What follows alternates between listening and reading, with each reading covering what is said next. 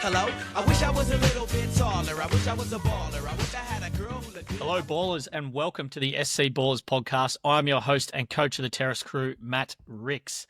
Never count out a SuperCoach gun, they say, and we saw that rule right to the fore in round 7 with Greg Marzhew making an insane 21 tackle bus on his way to 138 of the best SuperCoach points you will ever see, particularly in a losing side. Meanwhile, Hudson Young apparently scores 2 tries every week now, cementing his status as a bona fide gun and also cementing Tubes' order to Young supplements this week. We create some level of history here tonight on the SC Ballr podcast with 2 of our contributors making their way into the top 100. Very exciting times. My first guest tonight is not one of those contributors, but he is ranked a very respectable 979th, coming off a big round 7 score. It's coach of the Casabonitas and 3rd place overall finisher from 2014, Danny Boy Ricks. Danny, welcome back to the SC Ballrs podcast. Yeah, thanks, Matty. Good week for myself. Bit of a yo-yo year this year, back in the top 1K, up 2,000 spots, which is still, this year showing that it's so close up the top. There can be such big swings. So, yeah, not going as well as you, though. You've snuck into the top 100. Yeah, snuck into the top 100, up to 66th. I was saying pre-pod that I don't feel like I've had even that good a couple of weeks, but I've managed to rise up from sort of 500th to 66th over the last 2 weeks. Connor Watson's been outstanding. And we're going to chat a lot about him tonight, but I feel like his consistency. I didn't own Greg Marzhew either on the weekend, so I can only think what would have happened if he'd have not blasted that 138. But he's going to be a big consideration for me this week. But yeah, it's exciting. Yeah, listening to the boys on the snap last night, they're having a lot of fun. Tubes, like as I mentioned, he actually's gone and bought some of those Hudson Young supplements to try and get on the Hudson Young train a bit when it comes. Yeah, exactly. So that was good to see. I always like what Tubes, he puts his money where his mouth is. Our next guest is airborne this season, firmly cemented into the top 100, currently ranked 54th overall. I'm coming for you, mate. It's 2024 86th place finisher, coach of CMac 86ers, Chris. Chris, welcome back to the SC Ballrs podcast, and congrats on the red hot form still. Greg really got you out of the pickle on the weekend. Yeah, thanks, Matty. Good to be back. Yeah, look, last week was not going very well. I made a few errors along the way.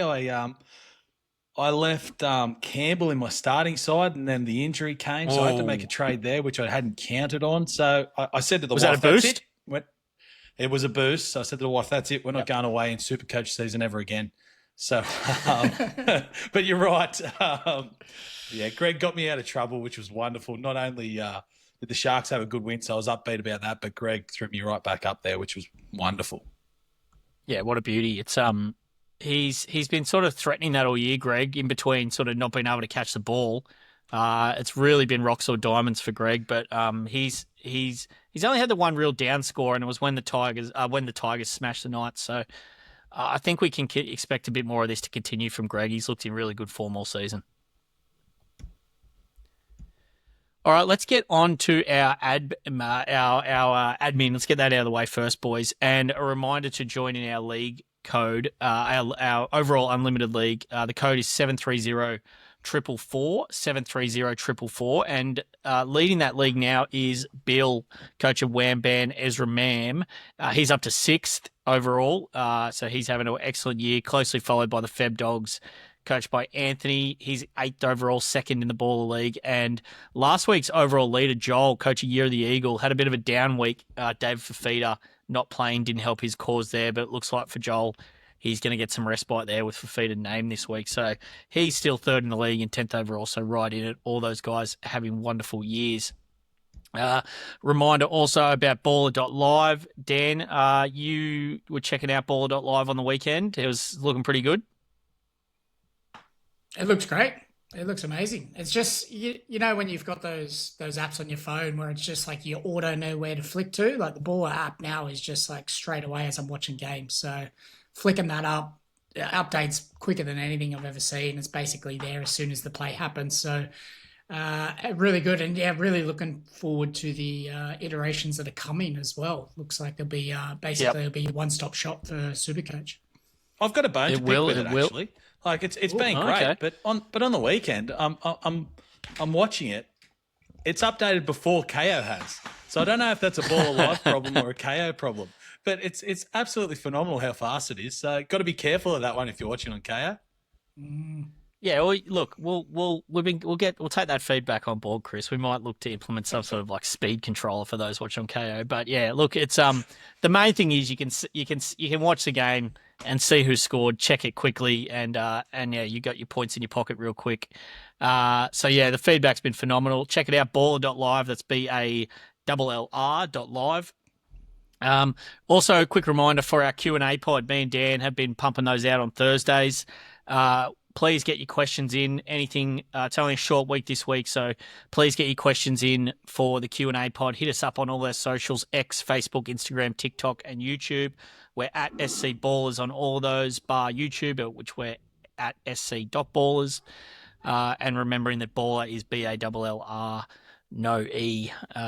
We're on that train. So yeah, really pumped for the Q&A pod again this Thursday. It should be me and Dan again. And we're here to answer any questions you've got. Hopefully we can provide a little bit of expertise. Finally, on the admin front, I do want to tease out that we are going to start dropping some projected scores. Now, the Ballr Boffins here at Ballr Towers have been thoroughly working on some sports models, rugby league models to accurately project based off simulations, accurate projections for SuperCoach scores. We're going to have rankings for each position, and we're just going to start dropping that into a bit of our content in the upcoming weeks. So that's really going to be important for your sit-start decisions and also your short-term trade options. So Dan, I know this has been something you've been looking forward to. Yeah, absolutely. Can't wait. I always wonder about the projections on SuperCoach, how they come up with them, but you guys going through the finer details of it, it's going to be different to the SuperCoach projections as well. A bit more accurate, lots more things coming into it as well. So yeah, can't wait, really. Yeah, it's going to be exciting. We're just working through the details as how we want to drop them and how we want to put them forward, but I'm really, really excited. All right, let's get into our Ballr Blueprint, our strategy segment for the week. And guys, we thought this week, just given the TLT, it's probably the biggest Team List Tuesday so far of the season, that we just need to go through it because there are a lot of changes, a lot of implications for your sides, a lot of players returning early from injury, and obviously a lot of injuries as well with players being out. So let's start with the first game of the week, which is, of course, the Bulldogs and the Broncos on Friday night up there at Suncorp. For the Broncos, Reece Walsh ruled out. Selwyn Cobbo starts at fullback, so a pretty quick and easy one in that game. Cobbo not really relevant yet, Chris. I wouldn't have thought at fullback, even with Walsh out for that month. No, I wouldn't have thought so. There's too many good options at fullback. I'd be leaving that one alone. Dan, the Chooks. Plenty going on at the Chooks. So Dom Young, this has been touted for a few weeks, but he is officially dropped for the Roosters with Mark Nawaqanitawase, a.k.a. Marky Mark, moving out onto that right wing. Billy Smith named at left centre. That's probably pretty good for Marky Mark, isn't he? He's probably firmly on the radar for round 12 now. Yeah, absolutely huge. I had him as a pod even in centres, really, for the upcoming draw that they've got. So on the wing, I think is probably more try-scoring potential. We saw what Dom Young did last year on that right wing. Obviously, Roosters maybe a slightly different outfit this year, but yeah, Marky Mark looks great. I love his offloads. He's got the rugby style, keep the ball alive, whatever cost. We know that stat pads for SuperCoach really well. Probably the thing to look out for this week is his base. So how much does he carry out the back? If that's an uptick, if I see a really good uptick with that, I'm very, very keen to bring him in later on. Yeah, he's had a couple of good base weeks in a row, 32 and 30, last two games that he's played. So if he can keep that up, he just needs the ball. Like he just looks like he's got a lot of options when he's got the ball. Run, pass.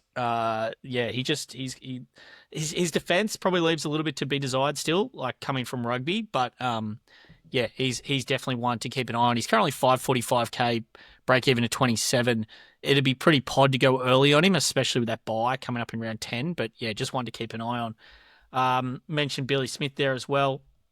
Over at the Dragons, Dylan Egan pushes to the bench, but will be no surprise to see him start as per the last 2 weeks in there for Luciano Leilua.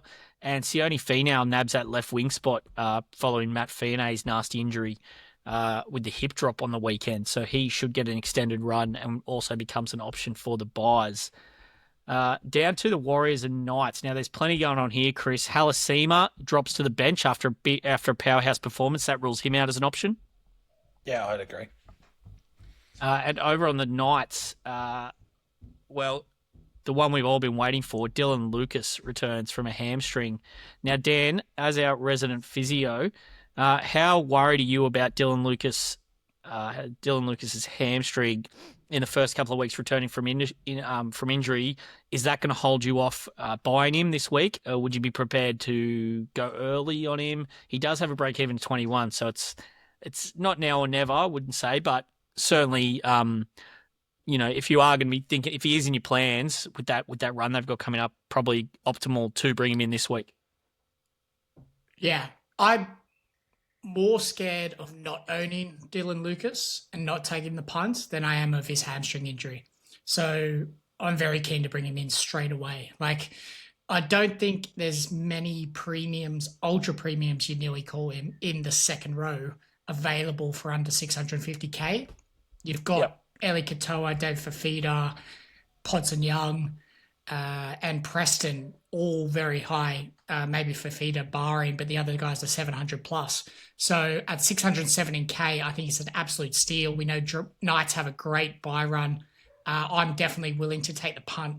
And just everyone as well, if you're a little bit worried about that, because first 2 games, I think most of the recurrent hamstrings happen in those first 2 games. So I would probably lean towards holding Thomas Kant for at least this week with a low break even, because if he does go down, you've got that little bit of a security blanket, little handcuff there for Dylan Lucas. Speaking of Tom Cant, as you say, Dan, he's named on the bench this week. Matt Croker's named at 13, which I found quite interesting. Matt Croker's had an okay start to the year, don't get me wrong, but I do think there's a chance Tom Cant starts at lock, and I do think you're right. He's definitely a hold this week with that low BE. Just don't want to play him in your 17. Down to just finalise on that. Finally on that game, Chance comes back for the Warriors as well, along with Rocco Berry in the centres. Down to the Storm and Rabbitohs. Paps is fullback, but the big news here is Nick Meaney comes in at centre. Who will take over the goal kicking? Paps has been in electric form with the boot, so wouldn't be surprised to see him hold the tee. Possibly rules him out as a captaincy option, though, Chris, this week, I would have thought. Yeah, it'd be nice if he, later in the week in his own pod, he comes out and says whether he'll be goal kicking or not again, because that would be great info to have, because he does look a decent captain option this week if he's goal kicking. So we wait and see, I suppose. We do. Latrell named at fullback here. This was a bit of a surprise given Jai Gray's form to start the season. I feel like Wayne has probably overreacted. Like, that was a funny game, Dan, the other day against the Dogs. I know, like, they were just on the back foot from the start, the Bunnies. They just sort of had no hope after. They got a few dodgy calls from the refs. And do you think that's an overreaction from Bennett? To be honest, I didn't see the game. Unfortunately, I was still in bed over here. Oh yeah, early one. I feel like longer term, Latrell's the fullback there. So I think just before we were talking on his return, we were saying, where does Gray play? Does he go to the bench? I think he's still the number 1 fullback there. So I think probably looking to just solidify what they're looking at and what they're looking at for the back end of season as well. Get it in now before the trail goes to Origin to see how that's panning out. So I don't think it's necessarily an overreaction.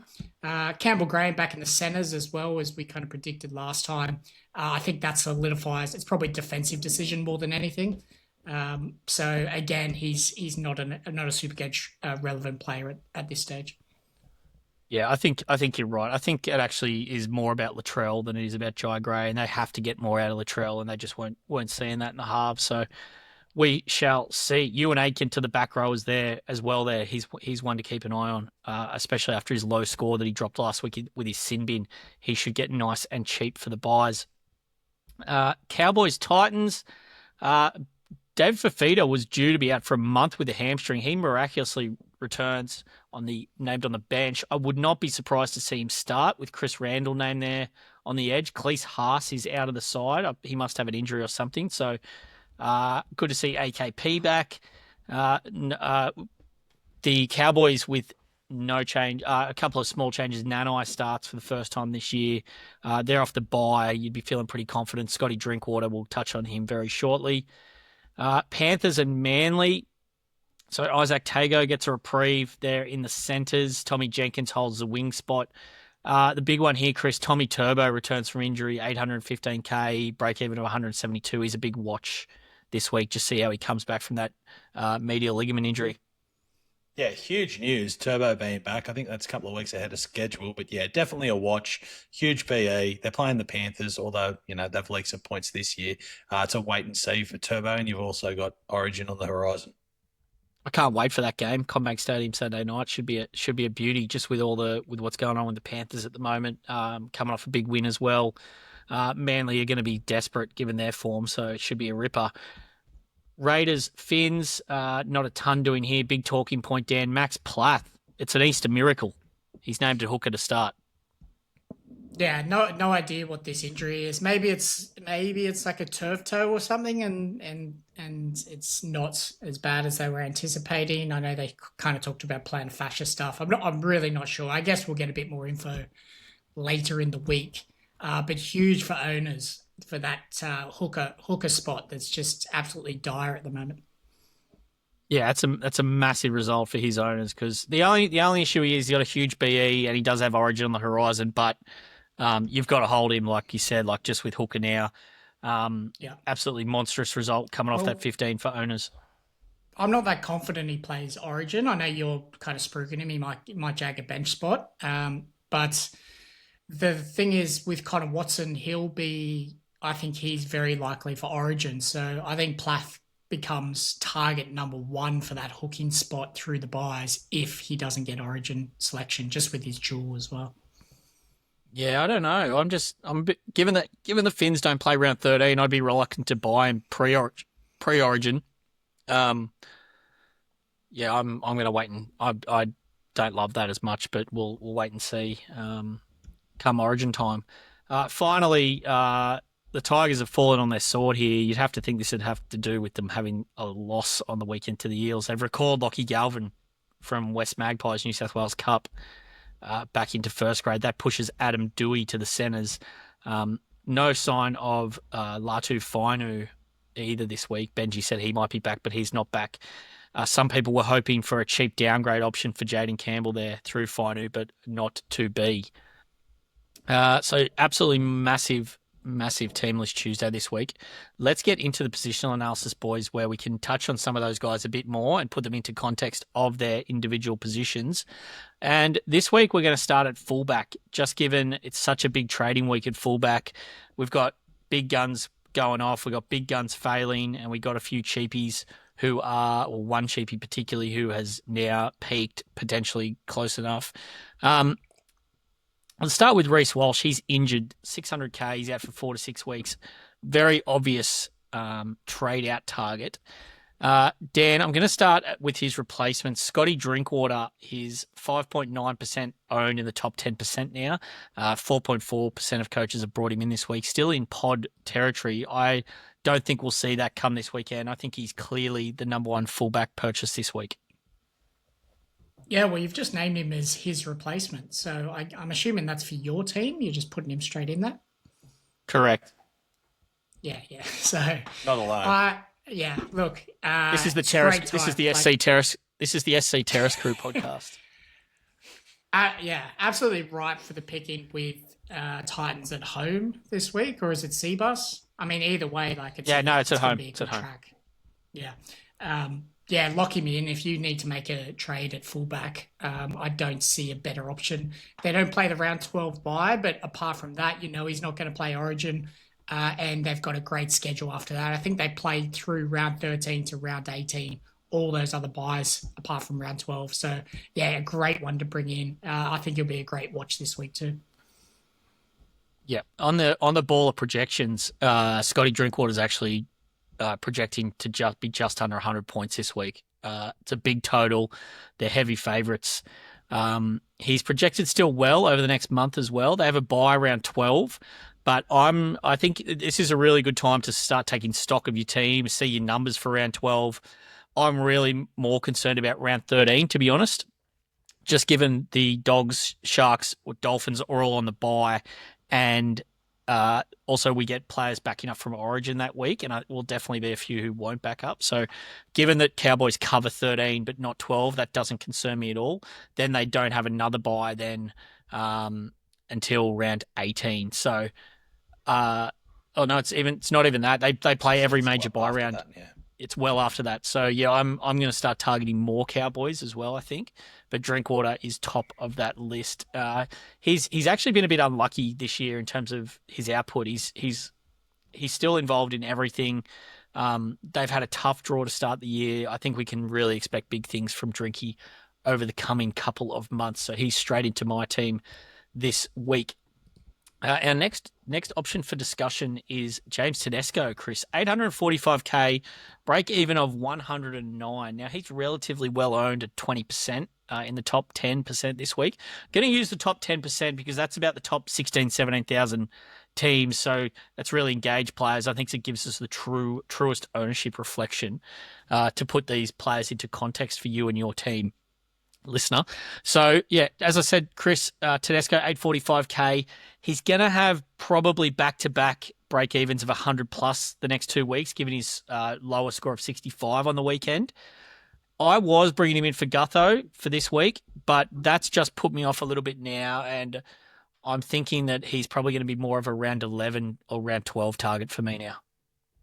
Yeah, I think you hit the nail on the head. I looked at the draw quickly. They do have the Dragons and Dolphins, which could be nice, but after that bye, they play the Bulldogs at Acor. So I'm really going to be targeting Tedesco for that round 12 game. And then, obviously Origin could be an issue. Hopefully not if Dylan Edwards is fit and firing. So I think he's a really good option to pick up in round 12 and hold through that, the first part of the bye periods. Yeah, and I'd say he's probably a must just quickly for round 12, given they play every single bye round there. Yeah, absolutely. I think the ultra premiums you want for the bye rounds are going to be centre wings and fullbacks, the guys with particularly high ceilings. I don't think many on that round 12 bye, and then with such a good bye fixture have the ceilings of Tedesco. If anyone, I think he's probably target number one. I'd even go so far to say, Dan, those guys are so important that you could even run 12 players in round 12. Like, as long as you've got the right round 12 players, you could be. It's obviously not ideal. You'd prefer to have 13, but I'd prioritise getting those kind of guys in over keeping like someone who's going to get you 30 to 40 points.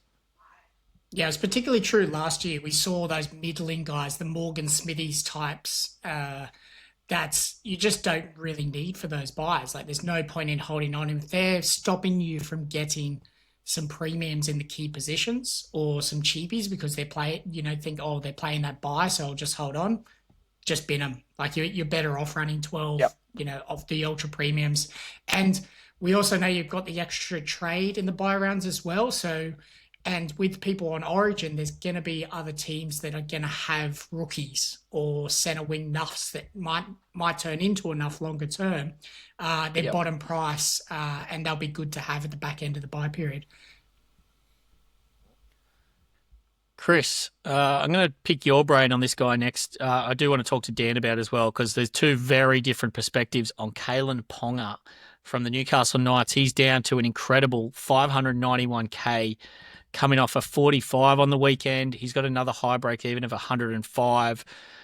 They play the Warriors away, which shouldn't be too tricky a matchup, but they are really going like bustards the Knights. So we would want to see some improvement. There does feel like high risk reward here, though, for those who want to bring him in at that heavy discount. And you probably want to do it this week, given he probably will play Origin now with Walsh's injury. So you want to get those 4 matches in before the round 12 Origin week. Yeah, if you're going to get him, this week's the week. I know the Warriors in New Zealand isn't a great matchup. It's also not a bad one, followed by South, Titans and Para. So for those 4 weeks, it'd be good to own him. You are not going to get Kalen Ponga any cheaper, I don't think, than $5.90. Like, yeah, his break-even's 100. He could smash that this week. I know they're not playing great football, but I think a proven gun like Kalen Ponga at the price, I just can't ignore it. I can't ignore it. So is he in your plans for this week? Yeah, he's in. He's in my plans. He'll be coming into my side at this point. For Walsh or for someone else? Well, I'm trading 2 fullbacks this week. I've got Drinky coming in and Ponga coming in, and Gutho's going, and so is Walsh into my side. Yeah, okay. They're my plans. How would you prioritise Ponga versus Drinkwater there? Given his buy coverage, I'd prioritise Drinkwater, just because he will be there for longer and I'll get more output over him over that period. So Drinkwater would be just in front. But I'm very, very happy to get them both. Okay, that makes sense. Yeah, I would agree with that. Now, Dan, you're on the other side of this coin. You're a Caleb Ponga owner, and it's fair to say it has been a tough couple of weeks for you guys. Been very tough. Been really tough. I'm surprised. I'm surprised he's still 20-something% owned in the top 1%. So well done to everyone, including myself. I'll give myself a pat on the back there. Holding on tight, doing okay, and still having Kalen Ponga because he's got a great run coming up. As you said, he's very high percentage chance to play Origin now, definite. So you need him for the next 4 if you're going to get him. But when have we seen Ponga this cheap? 590k. It's weird this year with the fullbacks. Like there's so many that are losing bulk cash. Like Reece Walsh, I think he now is under 500k. I've dodged 600, him, but just under 600. Those guys, you'd say they were odds on to stay above 600 all year without injury, and both of them have stayed fit until now. So, very strange year, but I don't see him as a bad buy this week. I'm looking forward to a bounce back, and really just hoping to hold on. Dylan Edwards, Chris, he had a big bust out 134 on the weekend. Just with Origin looming like it's a pod option at 779k, I just can't really see it with these other good options that are on up for trading this week. Yeah, too many other options, but geez, he looked good. He looked really, really good. It was good to see him back at his best. More for a Sky Blue jersey in about a month's time than SuperCoach was, but no, he was great. Couple of trade out targets, Dan, who are going to be on the chopping block, and they're not must trade outs, but I can see why people are looking at them this week. Clint Gutherson, just a tick under 800k, break even of 139. He's coming off 3 out of 4 sub 60 scores. And Isaiah Yongi, 493k, break even of 53. Both these guys in the top 10% are around 55% owned, so really, really popular players. You own both of them, I believe. Who are you prioritising out between those two? So I went early and I dropped Yongi for Pappenhausen last week. After thinking about doing it the week before, I was probably just like really rattled from that. So I don't think it was a bad move though, because I don't really have to make the trades at fullback. The decision, I think you've got to get rid of Yongi now. He did have a great game on the weekend. They looked very good having Moses back. I just think it's time now to go as premium as you can for those 3 fullback spots. So he's got the bye this week. A few guys right for the picking like Drinkwater and Ponga. I think you've got to get rid of him. Gutho, I think, still has a couple of good matchups coming up. Slight concern for his high break even. 800k is probably a little bit overs for him for sure. But long live the king. I'm going to hold on for the ride. Hopefully he can stay above 750k. Might look to swing him to Tedesco for the round 12 bye. Yeah, he's got really 3 nice matchups versus the Roosters this week in Anzac Day, followed by the Tigers, followed by the Warriors at home. So, yeah, I'm really, really torn on the King. The King is not dead, but I think he's very tradable. That feels like a season-defining move for me. If I go Gutho to Ponga, yeah, I don't think many up top are going to be doing that. So it's something I'm going to give serious consideration to. But also, I kind of want to just hold the trade and maybe turn Gutho into Teddy in round 12. That's probably the more prudent option that I'm kind of considering at the moment. Gutho's numbers did look unsustainable to me, and he's not an 80 average in my mind. He's probably a 65 to 70 average. So you're definitely selling at 100k worth of value there, I would have thought, at the very least.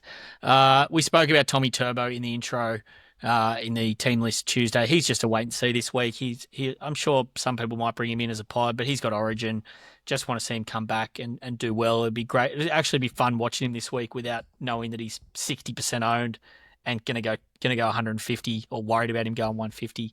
Pappenhausen there, the other one, Dan, just to touch on quickly. Given the uncertainty over his goal kicking now, if you haven't got on for whatever reason, you can't jump on now. What do we want to see from Paps, though, in the sense, is he just an easy hold through to the Origin period now and just see what happens? Yeah, I think so. Like Storm, correct me if I'm wrong, don't play round 12 and round 15, so there's major buy rounds, I think. But as you said, round 13 is looking tricky. Storm have just come off a loss to the Dolphins, but they're still, probably, you probably know, Matty, they're probably favourites to win the comp still. Yeah, massively, yeah. And, yeah, so, he's going to bounce back. He still looked good on the weekend. Kicking, yeah, a little bit of a down date, but I think, yeah, there's no reason to bin him.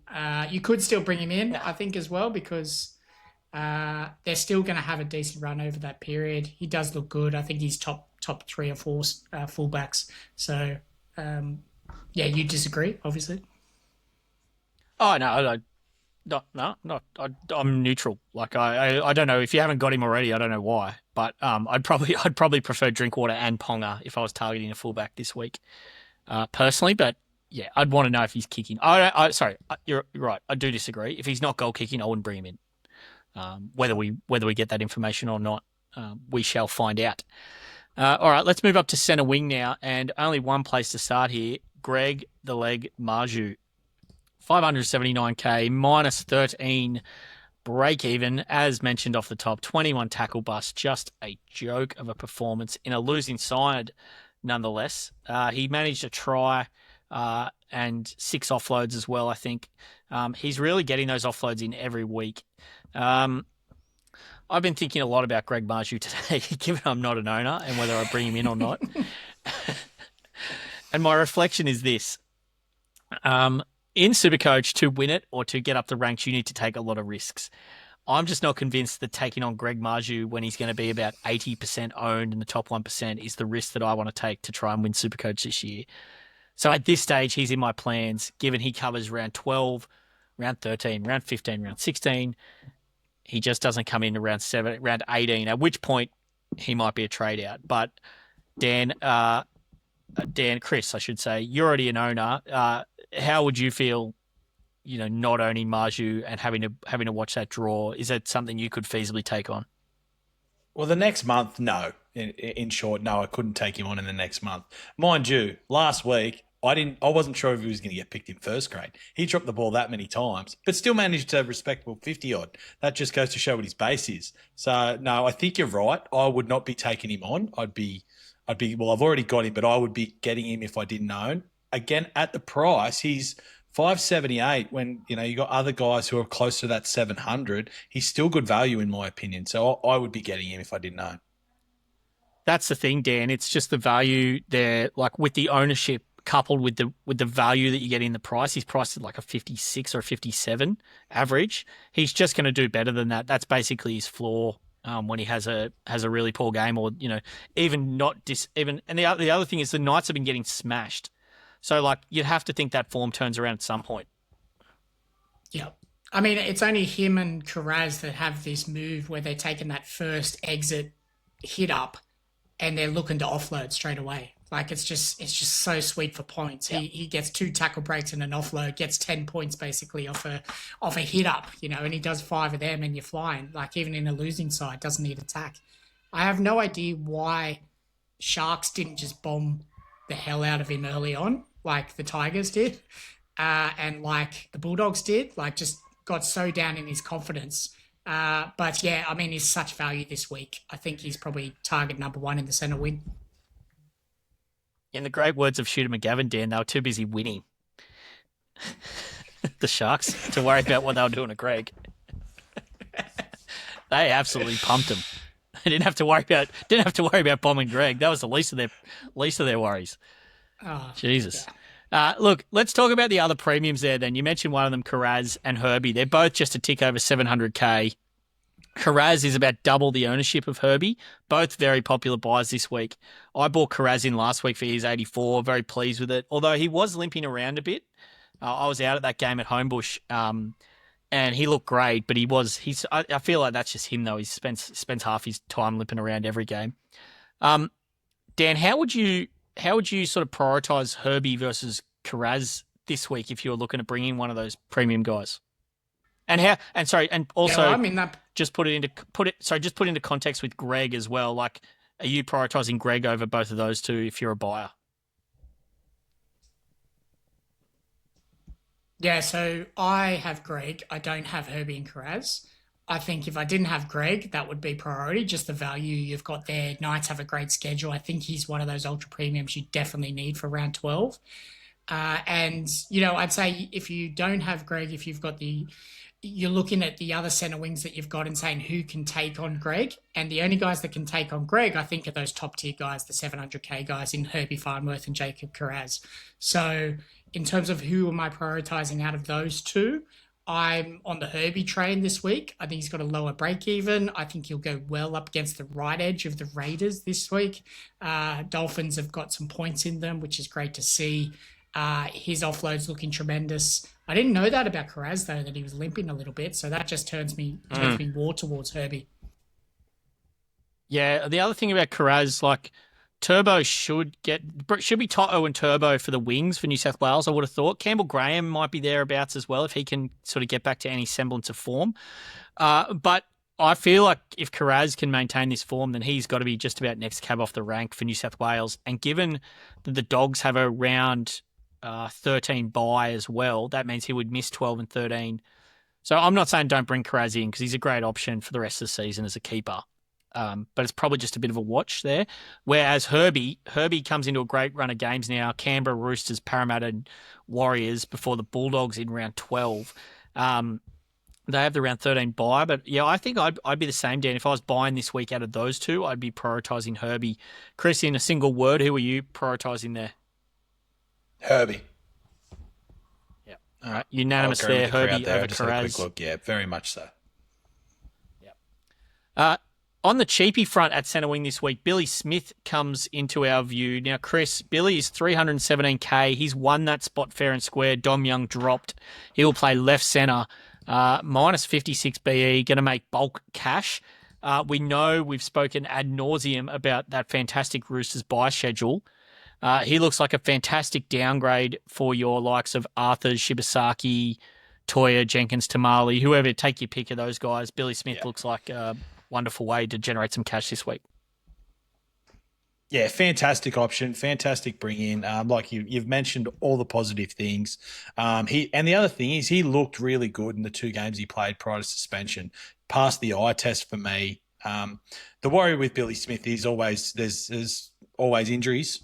Hopefully he's finally through them and he's got through to the next part of his career where he's just humming along. I'm just going to miss him just because you can't get everyone you want, but I would really love to be bringing in Billy Smith this week. I've just got a couple of guys still making a bit of cash and I just can't, I can't extra boost. Otherwise I would definitely be bringing him in. So anyone looking to get something him, as well. Something as well is that you might not know is Tubes is actually the CEO of the NRL SuperCoach Player Union, and he put a call into Billy just to get him suspended for that week.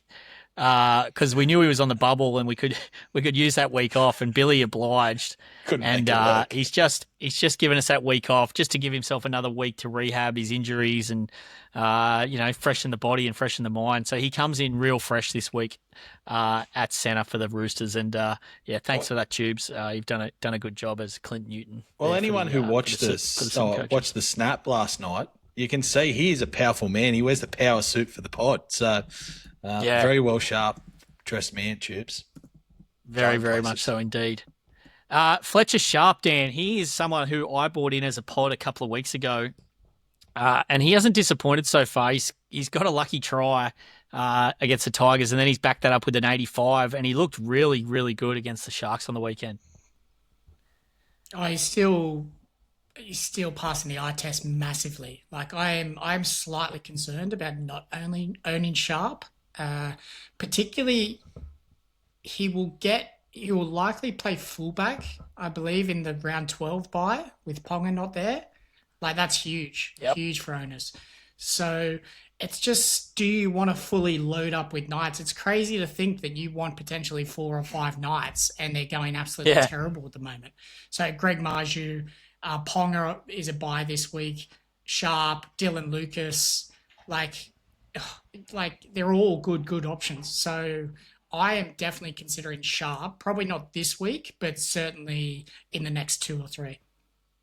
It's an interesting question though, Dan. How many Knights is too many? Like, can you overload on, like, we know that they're not a particularly good team at the moment.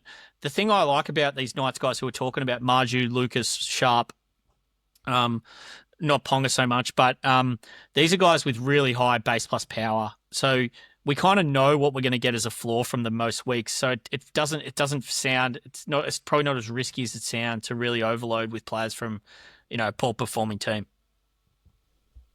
Yeah, I think, Dylan Lucas is easy because you can't really overload on the forwards that are showing that sort of base plus power. I think they're just locked in for sort of 60 plus without really any attack.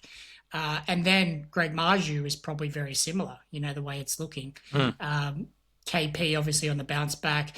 I mean, I would suggest 4 to 5, like you could go for this bye period and the run that they've got. But as you said, I think they're all base plus powering really well. So it's pretty easy to bring those in, I think. Just quickly, I mentioned those guys to trade out. Like, there's probably. I think that's something that I'm finding really difficult. Like, can you trade out these guys who are playing around 12 and 13, like Jenkins, Tamale, Toya, Chris? Obviously, Shibasaki and Arthurs are probably more easier move ons, given their sort of higher break evens and they've got the Dogs and a bit tougher draw now. But can you move on those guys who are sort of not really causing any problems? They can still make money, but there are better options out there potentially. Yeah, look, I think it's all pretty team dependent, depending on how many numbers you've got and how many decent players you've got for those rounds. But look, if you're moving on to someone else who does play those rounds, I think you can, yes, if they're better options. Yeah. Dan, just quickly from you. My concern with holding them is that centre wing through this next period, I think, is still going to be a cash generating spot. So this week I've got to go Billy Smith from one of those guys. So Tamale, Jenkins. At the moment, I'm leaning Jenkins, possibly because when Brian Tottle's back, he goes out of the team potentially. I think Tamale still looks good. His base plus power on the weekend was phenomenal, but you still need some cash generating spots there. So I think both Jenkins is paused at the moment for his generation. So that's why I'm leaning there. You can hold them if you want to solidify, say, in your second row, but I think the time is still to generate through the centre wing. So that's what I'll be looking at. Yeah, I think I agree with that. That's a really good point you make as well. Like, centre wing is going to be a bit of a transit lounge through the bye period, and you're going to have guys who you're not going to want to trade, like your Garricks and your Kirazes, Herbies or Gregs. So you are going to need centre wing slots. Like, so I'm actually quite keen to get Toya out of my team given he's got the round 11 bye coming up too. I just wish he'd make a bit more cash. He's going to have a low break even this week and next, given he's got a score in the 60s on the weekend. So, give him another chance. He's got a decent matchup against the Dragons this week. But yeah, I agree with you. Jenkins probably the one out of that lot that I would prioritise if I had to make a trade there this week. Up to 5'8" now, and probably the most boring position of the year has become set alight this week with the news Jayden Campbell will miss a month or more with a syndesmosis injury. Dan, just quickly on the injury front there, syndesmosis, no surgery. It seems very unlikely that he'll come back early from that. He just needs it to settle down over that period. Yeah, it's kind of the healing time. It needs to solidify there, because if you don't let it heal and it's a little bit unstable and they get another sort of, trauma to that area, then you're definitely going for surgery. So it's hard to tell because you don't get the exact stuff from teams, but surgery you at least know because they really stabilize it, they pin it, so you know what you're getting for that time frame. So I think 4 weeks is probably I wouldn't say conservative, but the realistic, and then 6 weeks is probably the most you're going to see there. But it's unlikely we'll see him back in 2 weeks, for instance. Yep. Chris, the problem with Jayden Campbell and trading him out is just the dearth of options at 5'8". There are some okay players there, but they've all got red flags against them. And I'm talking guys like Matt Burton, Cam Munster predominantly. Munster's obviously got Origin coming up. And we know he actually kind of likes to take it a little bit easy in the lead up to Origin, make sure he gets there. Matty Burton not goal kicking for the Dogs on the weekend. Stephen Crichton had the tee. He's got a break even of 83, 622K. I would suggest he's probably the best option this week for JC if you're looking for a more premium selection, but I'd probably want to make sure that he'd have the tee, because we do know he's got that low score in him if he doesn't have the kicking floor. Yeah, look, I tend to agree. I think he is the best of a bad bunch, if I'm honest. But it wouldn't surprise me if he is kicking either. Like, it was his first week back from a medial, I think it was. So it was probably just more precautionary than anything. I think he is a better goal kicker than Stephen Crichton. I don't think there's any doubt there. So if he's fit enough and firing, he should be taking the tee back. Look, like you said, I think it's the most boring position in SuperCoach at the moment, 5'8". It's a really, really tough one. I don't love Matt Burton. I don't love that play, but given your options, it's a pretty good one this week, and the Dogs have got a decent enough draw till the buys start. Dan, Dylan Brown is probably my pick to replace Campbell if you're looking at that range. He's on the bye this week. It's given that you've got the downgraded centre wing with Billy Smith, it's not the end of the week to hold Campbell for another week of information, see what gets thrown up, and you never know what might prevail for a trade out next week. So I'm probably leaning to doing that. Just give Campbell a week on the pine. You can use him as a loop option, and then, you can either go to Dylan Brown next week or see if there's a prevailing option. Tommy Dearden might put up a good score or someone like that this week. Yeah, I would love a cheap option at that second 5'8" spot.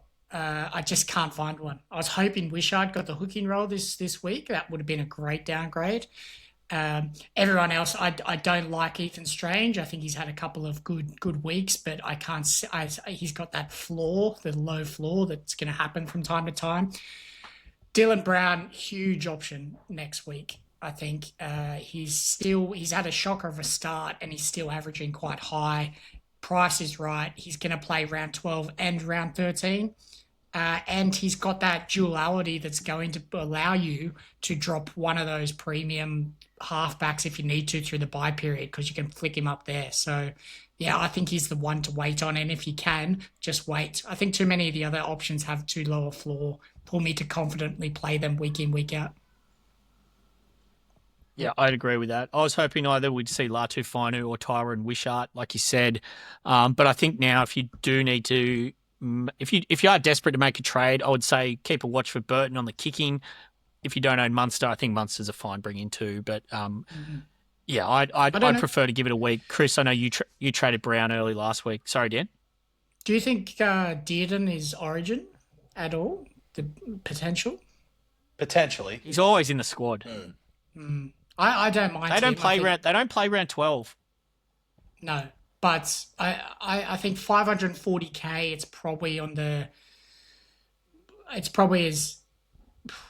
Yeah, I don't know. He's still you still don't play him a lot of weeks, I think, but you play him a lot through the bye period. But there's that little bit of origin doubt that I'd probably avoid for now. My point with Dearden was going to be, Dan, that round 12 is actually fine that he doesn't play round 12 because they play round 13. I would think Dearden only plays in Origin as 18th man, so there should be no problems with him backing up in round 13. So I actually like him as a bit of a pod option for Campbell there as the Cowboys come into a good draw. I'm actually going to switch. I'm going to go, if you are buying at 5'8" this week, probably Tom Dearden as a big pod. 540k, I don't think you can go too wrong there. But yeah, again, my preference is to hold Campbell this week with the lack of cheap options. You mentioned Dan Dill Brown with that halfback optionality. Let's flick up to halfback now because Nathan Cleary, Dan, he misses round 11 with a bye, misses round 12 through Origin, and then the Panthers play Sunday, round 13. So given their position on the ladder, I would have thought they'll be doing everything they can to back Cleary up. But that just does give you the option there that if you do want to trade Cleary out in round 11, you can, and then you can pick the best option at 5'8" or halfback for his replacement, given that duality for Dylan Brown. Yeah, that's right. I think that's what Dylan Brown's going to offer you. I haven't looked close enough at that draw, particularly for that round 13 against Panthers. I think they got the Eels, so that's a tough one to watch Cleary Sunday. Panthers are going to definitely back him up, I think. Unless he gets injured, I think they will definitely back him up. So that's a tough one to drop Cleary. I think I will like to hold both of Hines and Cleary through the Origins period if I can. But yeah, small risk he doesn't play 3 games in a row. And then they have Tigers the week after that as well. So it's probably, you're going to need Cleary back round 19 no matter what. When then they have Parramatta again.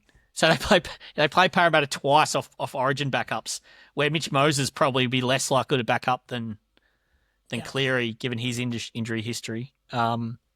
Yeah, you're probably going to want Cleary for those games. So yeah, Brown, he might not be a trade out there. Brown does give you that cover just in case. I don't know. You'd probably say there's more chance of one of Hines and Cleary getting injured over that period than not getting injured. So Brown's going to give you that great cover there, and maybe a cheap 5'8" option arises around the bye period as well, which then gives you the cash to bump up in the centre wing, fullback, or second row positions. Chris, there's not a lot to chat about outside of that at halfback this week. It's definitely not the week to be trading at halfback. There's not a lot doing. Nico, 65 on the weekend, was playing much more on the left. He looks a fine hold for now. It feels like he could have had a much bigger score with all those blokes getting tackled a metre out. Happened a couple of times. Yeah, he looked really sharp, Nico. It was a much better performance. I know the score wasn't quite where we wanted it to be, but definitely my confidence rose watching that game as a keen Nico holder. Dan, Jerome Hughes, he's a bit of a problem for owners, but you're holding him. I think you're holding him. He's going to score well. I think his price is pretty good at the moment as well, or probably a bit low to trade out. What's he at? Priced at? He's got a big break even of 132. He's 670k, so he's a little bit cheap. There's just no options to trade. He's got that cheap. Good run coming up. Yeah, got the bunnies this week. Could get that break even. So yeah, got to hold him if you've got him now. Just a shout out to ICAT, playing really well. Don't think he's an option though. If you got on him early, well done, but can't really bring him in. Hugo Savala, he's still a way away from a price rise. Involvement just doesn't look quite as good yet. There enough. He'd be an option at second row through the buys, but I'd probably just want to see a bit more involvement there from Hugo. Let's get up to the second row forward now, and we'll start with the Knights boys. As mentioned in the team list analysis, Tommy Cant, 415k, break even at 21. Dylan Lucas, 617k, also a break even at 21. How very symmetrical. Chris, Dylan Lucas, are you looking to bring him in this week? Yeah, I mentioned my other two trades, and yeah, Dylan Lucas will be coming in this week. Just the first 2 weeks, he looked absolutely phenomenal. I know he's coming off an injury, but I still got a very, very nice break even of 21, which I think he'll cover in the first 20 odd minutes. That we've spoken about the Knights run. I really like Dylan Lucas as a player. I think he's a no-brainer, especially having the ability to move him up and down between center and second row forward. It's just so tough given the amount of options on offer this week. I think I'm going to have to skip Lucas this week. It also lets me have a look at him with the hamstring, let him get through that first game back. He's 617K with a 21 break even, as I mentioned. That means he's probably going to go up about 30 to 40K, maybe a touch more. Look, I still think he's going to be a purchase at that slightly higher price, so I'll probably give him the week there. Dan, Jacob Preston, 724K. He moved back to the right-hand side on the weekend. Something's just niggling at me that he might be an Origin smoky. 88 with a try on the weekend on the right. I prefer him on the left, but he's showing that whatever it is, he's had 53 in pure base there on the right on the weekend. He's definitely a premium option this season. Yeah, he is. I think you've just missed the boat on the price there. So poor people who sold him after 2 rounds when he was basing a little bit low and no attack, and then he's just gone berserk since then. So well done if you held on to him. Well done if you bought him for that Sharks game where he got the big 121. I just think he's probably priced a little bit too high. He's probably in for some attack, but maybe not as much as the likes of Eli Katoa and David Fifita. So, yeah, not for me this week. I did put him up as a little bit of a buy last week and got a bit rubbished on the board for that. So, yeah, definitely not this week. You couldn't possibly prioritise him over Lucas, could you? No. Chris, Hudson Young, we mentioned, top of the pod. Big shout out to Young Supplements. 823K. He scored a double 2 weeks in a row, 3 weeks in a row. Break even at 23. Still only 6% owned in the top 10%. So he's still very much in that pod range. Problems I have with Hudson are Origin. He's a certainty to get picked for Origin now. And 823K, that's top dollar, surely. I couldn't be spending that amount on Hudson Young. Well done to owners. Fantastic job. He's been playing so well. But no, you can't be bringing him in now. If you miss the boat, you miss the boat. Let it go. They've also got, I think, Melbourne and the Bulldogs in the next 3 weeks in their draw. So I can't imagine those 2 tries are going to be coming fairly regularly. And he's been playing such good football. He's a really good chance of getting a spot in Origin as well. So I couldn't be going anywhere near him. But well done to those who did. Yes, it's just a really interesting position this year, second row forward. Once we feel like we get a handle on it, we get things like Olakau'atu sort of hitting a bit of some speed bumps. E-Cat drops a 38 out of nowhere, Dan. He's got a break even in the over 100 this week now as well. Hubner, the prominent cash cow, HIA with a 20. I'd probably be holding those 3 guys, though, Hubner, Olakau'atu and E-Cat through this and kind of just ride that wave. Everyone's in the same boat at 2RF unless you're a Hudson Young owner. Yeah, where do you go? What do you do? Maybe down to Lucas, but I feel like you're then losing a premium for another premium. I don't see that as an option. I'd go up to Lucas where I can. It's really hard forecasting for the next few weeks at second row as well. You know, we've got some of the guys like Thomas Carnes, Hubner, they're all kind of just topping out now. And if you don't, you're looking to go to those premiums anyway. So I just don't think there's a reason to take out any of those guys. And there's no real mid-range kind of options that are going that great.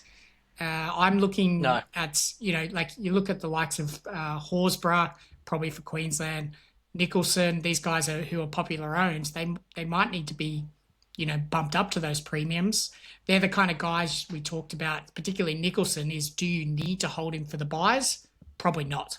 So, yeah, it's just really hard to forecast at that second row position at the moment. I'd agree. I think the priority trade outs there, if you are looking to make moves, would be Nicholson and Horsburgh. I traded Horsburgh on the weekend. His minutes are just nowhere near where they need to be now. He's had last 2 weeks 45 and 48.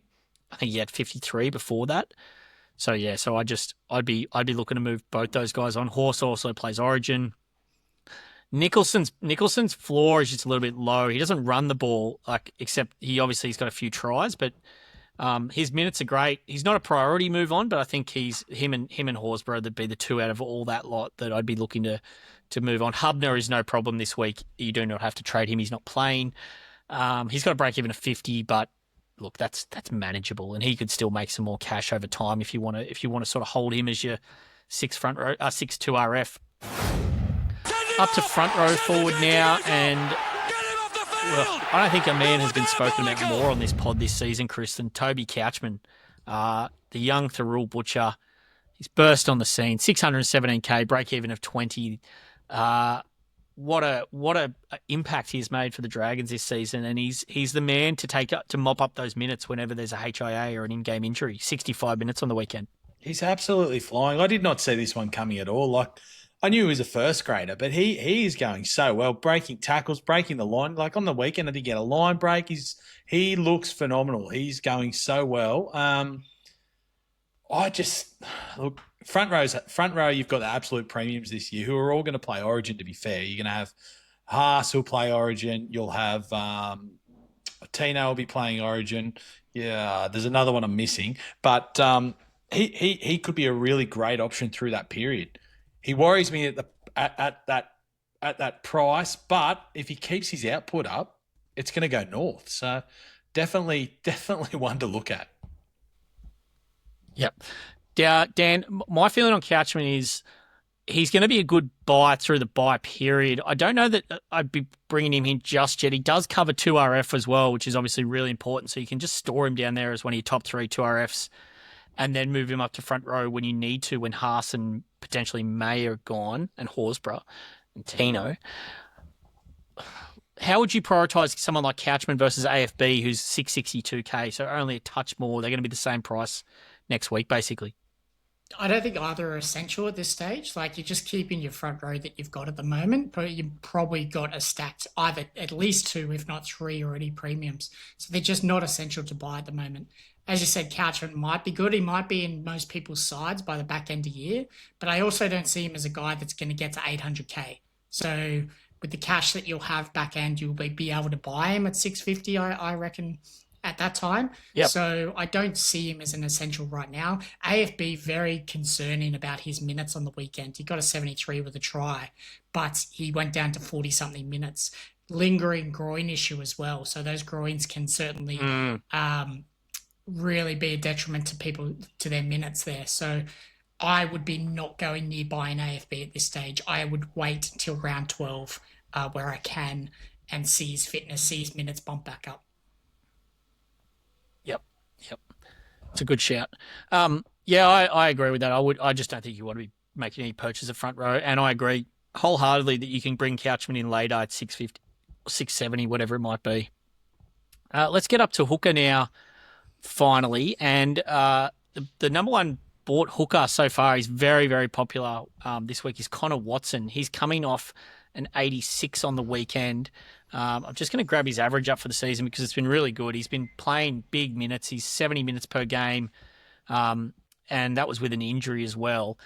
He's averaging 68. Now, when he has a 40-minute game thrown in there, that's why that sort of got brought down a little bit as well. So he's averaging more. His true average is more like a high 70s. He looks the obvious guy to bring in a hooker with the Harry Grant injury. Max Platt's obviously okay now, so no need to trade him out. But Chris, the thing with Connor Watson is he's going to play Origin, and we spoke about this last week that Rooster Origin players are the worst possible players you want to own. So compounding that, he has a bye in round 10, so you're going to get 2 games out of him. Then they run into the Dogs in round 11, and then you might not have him for a month after that. I'm shocked to see how popular Connor Watson is this week. I'm a very happy owner for the time being, but I could not recommend buying him to anyone. You're 100% on the money, Matt. Like, if you own him, fantastic. You hold him until Origin, see what you can and can't do. But you've done well. There's no other great hooker options, but you cannot be bringing a guy in who's got a buy in 2 weeks, who's then got the Origin period that he has. I think it's madness. I can't believe people are buying him It just doesn't make sense to me. They obviously haven't done the deep dive. You're in that boat, aren't you? You're not an owner. No, I'd love to be. Don't get me wrong, but you've missed the boat. Yep. Like you're just not going to get value for money over the next probably 6 to 7 weeks. Yeah, you've missed the boat, and there's stormy seas ahead. So steer clear of Connor Watson. Dan, Tom Starling is the sort of other popular sell this week. He had 28 on the weekend. It's definitely concerning. I'm an owner, and I'm not happy with this Tom Starling situation whatsoever. There are just no options. Like, I think I'm just stuck with Starling, and I've just got to pray that it sort of works out. Is that how you're feeling as well? Yeah, initial thoughts when you see your hooker number 1 get a 28 is, oh, I don't want that. I don't want that being a regular occurrence. So I got to trade him out. But people who don't own Tom Starling and own all the injured or lowly hookers at the moment are probably saying, oh, I wouldn't mind a bit of Tom Starling. Like, the base on the weekend for that Raiders game, for all Raiders, if you look across the board, was super low. So he also only got 55 minutes, which we know Ricky does to him from time to time. But the week before, he got 65 or 70. He came back on at lock as well on the weekend, which isn't too bad. So I think you've just got to hold on for the ride. Possibly play him in that round 12 bye. I think there's just no other options to go to. I think just wait and see how it plays out over the next couple of weeks. Yep. Similar position. Sandon Smith's a hold. Mamazelis is an interesting one. I haven't owned Mamazelis, so I haven't been looking at him too closely. But he's 450k. I think he's probably just a similar situation to Pax. Sorry, not to Pax. To Pax is a sell. Should make that one clear. I don't know who to. But yeah, there's Mamazelis. I think you can probably hold as well, Dan. Yeah. So what do you do? Like, I think whatever you've got at hooker at the moment, you've got to stick to unless you're enforced into a trade. I think Sandon Smith is a fine play at the moment. What about Blake Brayley? He's a potential option there. He had 83 on the weekend. Like, I presume he had a try assist. He had a couple of try assists. He had a couple, yeah. Yeah, he looked very good. There's someone else around that range as well, but Wade Egan, I think, is too expensive at the moment. I think you need to wait on him. But yeah, I'd be looking for it as cheap as possible if I could. I think Sandon Smith is essential to hold now as well through the bye period. A goal kick in half on those bye weeks will be very, very nice. You just couldn't possibly be making a trade at hooker this week unless you absolutely essentially had to. It's just not worth it for mine. I wouldn't be wasting a trade. No. The loop as well this year means you could probably just run an AE there as well. Likes of Hubner with the HIA. Most people's benches, non-playing reserves are pretty, audio emergencies are pretty good at the moment. All right, guys, on to pod of the week to just about round us out this week. Chris, going to start with you. You've gone for a cheap pod this week. Very cheap, very ultra premium. If I told you there was a guy out there who will be starting on the wing probably for the next 3 weeks in the best side in the comp, you go, oh, that sounds all right. Kane Bradley, given what's going on at the Storm at the moment with Brick, we're not sure on his return due to concussion issues. You've got Howarth, who's injured. I'm missing another one who hasn't come to him. Meany is back and he's held his spot. Anyway, you've got dual Kane Bradley, 232k, break-in of -7, 0.3% ownership. I really like it. Yep. It's certainly an interesting one if he can ride that spot out in the team for the next few weeks. He's a big lively lad, son of the Penguin. We got son of Joe, and now we got son of Penguin, Graham Bradley. Real blast from the past for all our 90s rugby league enthusiasts there. Dan, who's your pod of the week?